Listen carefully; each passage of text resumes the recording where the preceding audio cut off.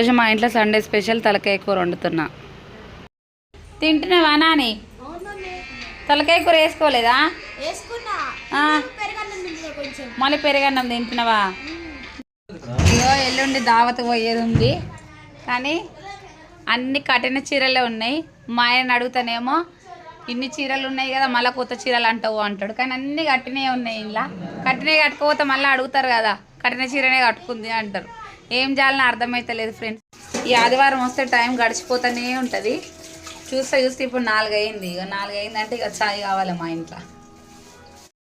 ఏంటిది చందా? ఎవరికి? గణేశుడు పెట్టా మమ్మీ చందా.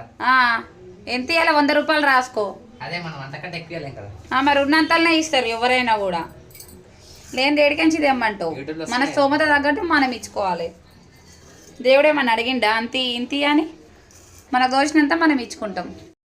చాయ్ అయితే రెడీ అయిపోయింది ఫ్రెండ్స్. చాయ్ అంటే నాకు చాలా ఇష్టం. మీలో ఎంతమందికి ఇష్టం చాయ్?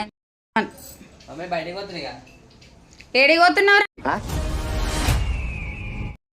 ఇప్పుడు నువ్వు గంటలో రాలేవనుకో చెప్తా నీ సంగతి. అదే వస్తలే, ఇప్పుడు రావాలి చూడు. మళ్ళా ఈ సండే వచ్చిందంటే టైం అయిపోతూనే ఉంటుంది.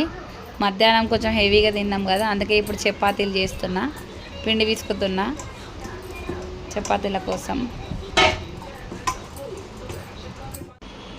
చపాతీలు కాలుస్తున్నా. ఇంట్లో ఎవ్వరు లేరు, పిల్లలు. ఇక నేను ఒక్కదాన్నే చేస్తున్నా. పిల్లలు ఉంటే కొంచెం హెల్ప్ చేసేటోళ్ళు, ఇక నేను ఒక్కదాన్నే చేసుకుంటున్నా. ఇక అయిపోవచ్చినాయి, ఇంకెక్క 2 ఉన్నాయి, ఇంకొక 2 అయితే అయిపోతాయి. చేసిన తర్వాత పిల్లలు కూడా ఎక్కువ తినరు, 2 తింటారు. ఇక్కడ చికెన్ కూడా అయిపోయింది, చికెన్ ఫ్రై చేస్తున్నా.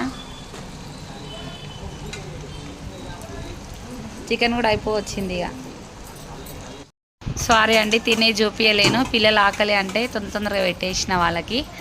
ఇక అయిపోయింది, తినేసిరు. మొత్తం కిచెన్ క్లీన్ చేసుకుంటున్నా. ఇక చిన్న బాబుకి పాలు వేడి చేస్తున్నా, వాడు నైట్ టైంలో పాలు తాగుతాడు. అయిపోయింది, ఇక మొత్తం క్లీన్ చేసుకుంటున్నా కిచెన్. నైట్ టైంలో మొత్తం ఇట్లా క్లీన్ చేసేసుకుంటా నేను. క్లీన్ చేసుకొని పడుకుంటే మార్నింగ్ మన పిల్లలకు వస్తే కొంచెం హ్యాపీ అనిపిస్తుంది. ఓకే అండి, బాయ్, థ్యాంక్ యూ.